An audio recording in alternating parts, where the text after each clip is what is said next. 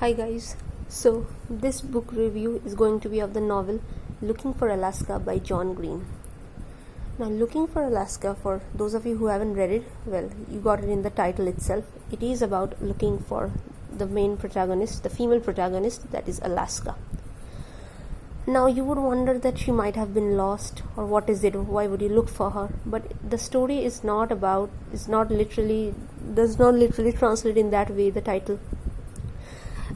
The story really begins with when Miles, who is our main protagonist, goes to hostel in a different place and leaves his home in search of, as he likes to call it, the Great Perhaps. Now, the Great Perhaps, you would wonder what it might be, and so does Miles.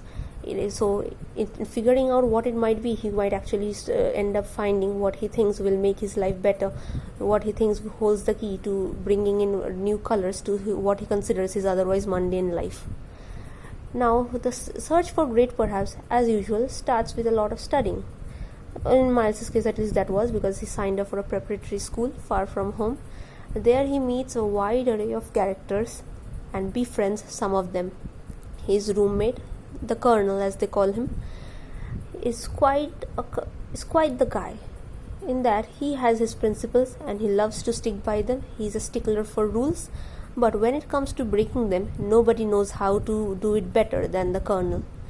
Then comes, of course, Alaska, another one of the students in that school, who is, let's say, even as she makes the first entrance, is the ray of hope or the breath of fresh air, or just about the only storm that had been missing from Miles's life.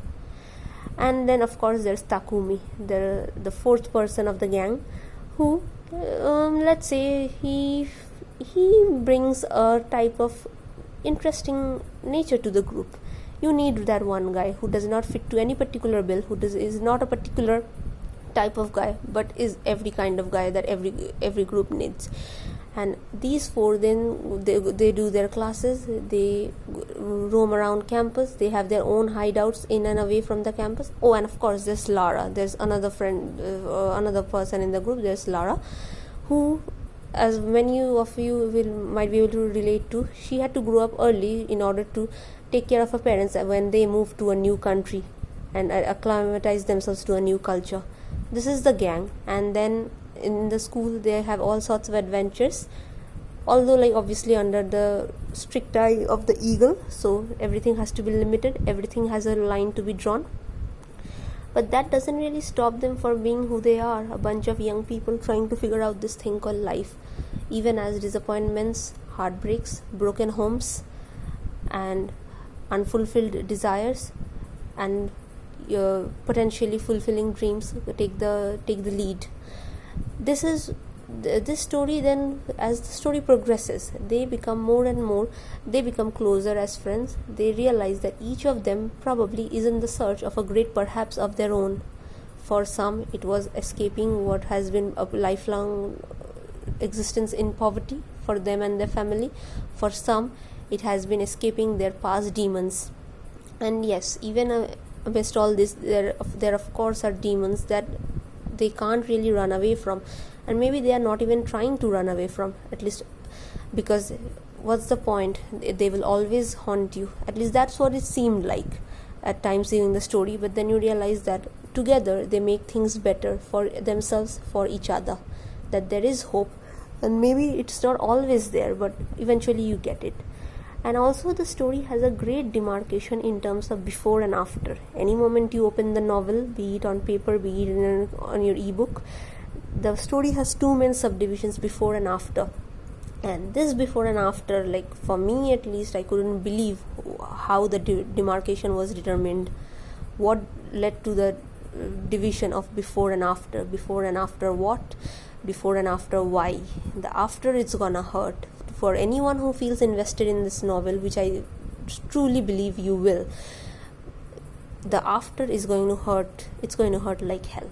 But still, that even then, you have already reached the point of the story where you realize, and Miles's words, especially the last words, Miles, our protagonist, is into last words of famous people.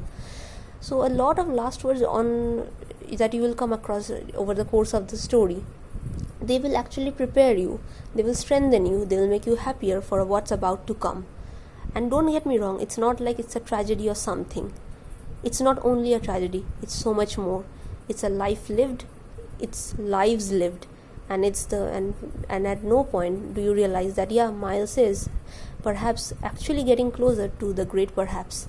Just like maybe all of us are, despite how lost we might be, are getting closer to something, that never existed, but that is becoming more and more true as we get closer to it.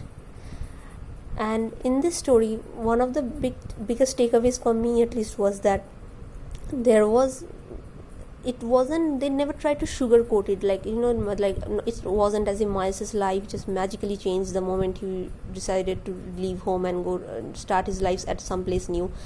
It wasn't like he still wasn't calling his parents and not feeling like he might be getting it wrong by being away from them.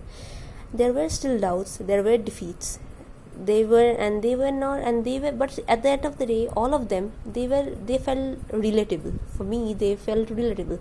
They were not like super genius kids where everyone is scoring an A++ in everything and still worrying about how fucked up their life is. But no, they were all sorts of them. They had imperfections, they had flaws, very real fleshed out characters, as one might call them. And also the story teaches us that life, just like all of John Green's novels, there's so much to learn, there's so much to enjoy, there's so much to remember and cherish. But this one especially, I felt like there was this certain abstract tone going on, even in just the way they were describing the surroundings of their preparatory school. Or there was one big night when they pulled off a big heist, you could say, and it was fun. So even then, the way he was describing it felt like something so abstract, like something that belongs right where you are, but also has a life of its own someplace far away. So that almost made the surroundings, made the setting of the novel all the more eerie and also all the more unique, I would say, and just something about it that draws you to it while you never actually realize what part of it that you are most drawn to, but you sure as hell know that you can't really let go of it. Also, the story had a lot of light moments as well. One of the lighter moments came about in the after section when they planned something grand to make their time at the school memorable for them as well as for generations to come. Let's say it was a great prank to be pulled off. I wouldn't suggest it to anyone to do it really, but okay, it was really fun and it would be great for you when you read it out. All in all, I would say Looking for Alaska is really a great novel to read.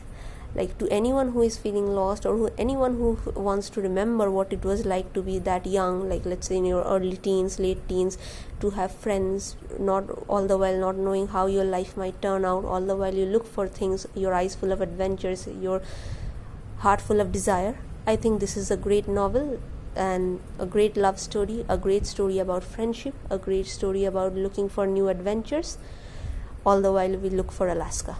Thank you. You guys let me know how you find the review, and don't forget to like, subscribe and comment. See you next week.